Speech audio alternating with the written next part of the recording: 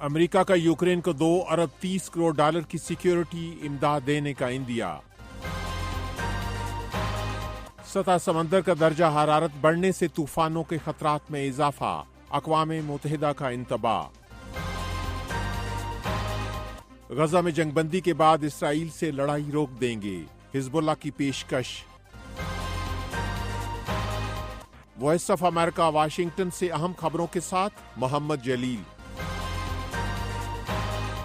امریکی وزیر دفاع لارڈ آسٹن نے پینٹاگون میں یوکرین کی وزیر دفاع سے ملاقات کے دوران کہا کہ امریکہ جلد ہی یوکرین کے لیے 2 ارب 30 کروڑ ڈالر کی نئی سیکیورٹی امداد کا اعلان کرے گا۔ اس موقع پر امریکی وزیر دفاع نے کہا کہ آئندہ ہفتے واشنگٹن میں نیٹو سربراہی کانفرنس کے اجلاس میں ایسے اقدامات کریں گے تاکہ یوکرین کی نیٹو کی رکنیت کی راہ ہموار ہو سکے۔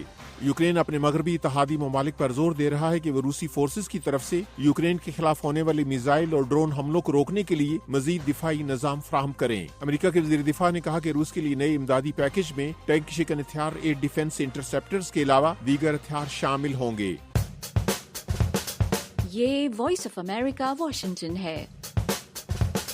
اقوام متحدہ نے موسمیاتی تبدیلی کی بدتر ہوتی ہوئی صورتحال کے دوران سمندری طوفانوں کے ایک خطرناک سیزن اور اس سے ہونے والے نقصانات کے بارے میں خبردار کیا ہے۔ اقوام متحدہ کے عالمی موسمیاتی ادارے نے انتباہ کیا ہے کہ سطح سمندر کے درجہ حرارت میں ہونے والے ریکارڈ اضافے کے باعث یہ سال بحر اوقیانوس، کیریبین اور وسطی امریکہ کے لیے سمندری طوفانوں کے حوالے سے خطرناک ہوگا۔ جنوبی ایشیا کو بھی موسمیاتی تبدیلی کے تباہ کن اثرات کا سامنا ہے۔ بھارت کے دارالحکومت نئی دلی میں اس سال شدید ترین گرمی ریکارڈ کی گئی، جبکہ پاکستان میں حالیہ سالوں میں آنے والے سیلابوں نے ملک کو اربوں روپے کا نقصان پہنچایا ہے۔ ادھر امریکہ کے صدر جو بائیڈن نے واشنگٹن میں ایک تقریب کے دوران آب و ہوا میں تبدیلی کے اثرات سے خبردار کرتے ہوئے کہا کہ گزشتہ سال موسمیاتی تبدیلی کے باعث ہونے والے واقعات سے ملک کو 90 ارب ڈالر کا نقصان اٹھانا پڑا۔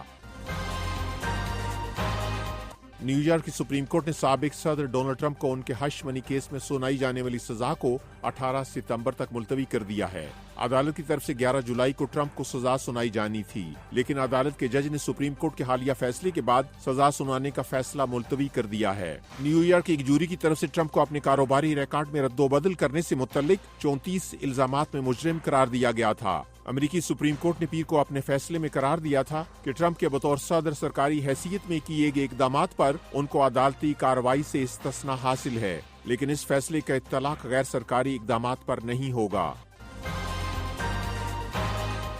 لیبنان کی عسکریت پسند گروپ حزب اللہ کا کہنا ہے کہ غزہ میں مکمل جنگ بندی کے بعد وہ اسرائیل کے ساتھ جاری لڑائی روک دیں گے۔ حزب اللہ کے رہنما شیخ نعیم قاسم نے منگل کو خبر رساں ادارے ایسوسی ایٹڈ پریس کو بتایا کہ ان کی اسرائیل حماس جنگ میں شرکت ایک سپورٹ فرنٹ کے طور پر رہی ہے۔ انہوں نے کہا کہ اگر غزہ میں مکمل جنگ بندی ہوتی ہے تو ہم بغیر کسی بات چیت کے اسرائیل لیبنان سرحد پر لڑائی روک دیں گے۔ اسرائیل پر حماس کے حملے کے بعد اسرائیل اور حزب اللہ کے درمیان جھڑپیں شروع ہو گئیں اور خدشہ ظاہر کیا جا رہا ہے کہ اگر یہ لڑائی بند نہ ہوئی تو یہ پورے خطے میں پھیل سکتی ہے۔ یہ وائس آف امریکہ واشنگٹن ہے۔ اقوام متحدہ نے منگل کے روز جنوبی غزہ کی پٹی کے ایک بڑے علاقے کے لیے اسرائیل کے انخلاء کے حکم پر گہری تشویش کا اظہار کرتے ہوئے کہا ہے کہ اس سے لاکھوں شہری متاثر ہوں گے۔ عالمی ادارے کی فلسطینی پناہ گزینوں کی امدادی تنظیم کا کہنا ہے کہ ایک بڑی تعداد میں لوگ خان یونس کو چھوڑ کر جا رہے ہیں۔ ایک اندازے کے مطابق اس سے 2.5 لاکھ لوگ متاثر ہوں گے۔ عالمی ادارے کے ترجمان سٹیفن دوجارک نے کہا ہے کہ اتنے بڑے پیمانے پر انخلاء سے شہریوں کی مشکلات میں اضافہ ہوگا اور انسانی ضروریات تک رسائی مشکل ہوگی۔ Yesterday, orders for evacuation of 117 square kilometers. ان کا کہنا ہے کہ خان یونس اور رفح کے 117 مربع کلومیٹر کے علاقے کو خالی کرنے کے احکامات غزہ کی پٹی کے تقریباً 1/3 حصے پر لاگو ہوتے ہیں۔ اکتوبر کے بعد اس طرح کا یہ سب سے بڑا حکم ہے جب مقامی لوگوں کو شمالی غزہ سے انخلاء کا حکم دیا گیا تھا۔ اگرچہ خان یونس سے فرار ہونے والے افراد کی صحیح تعداد معلوم نہیں ہوئی ہے، لیکن اقوام متحدہ کے ایک اعلیٰ عہدیدار کا کہنا ہے کہ غزہ میں تقریباً 19 لاکھ افراد بے گھر ہو چکے ہیں۔